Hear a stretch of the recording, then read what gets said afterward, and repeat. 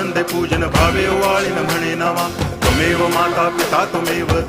बंधुश्च सखा त्वमेव विद्या तरुणं त्वमेव सर्वं मम देव कायेन वाचा मनसेन्द्रियैर्वा बुद्ध्यात्मना वा प्रकृति स्वभावात् करोमि यद्यत् सकलं परस्मै नारायणायति समर्पयामि अच्युतं केशवं रामनारायणं कृष्णदामोदरं वासुदेवं हरि गिरिधरं माधवं गोपिकावल्लभं जानकीनायकं रामचन्द्रं भजे हरे राम राम राम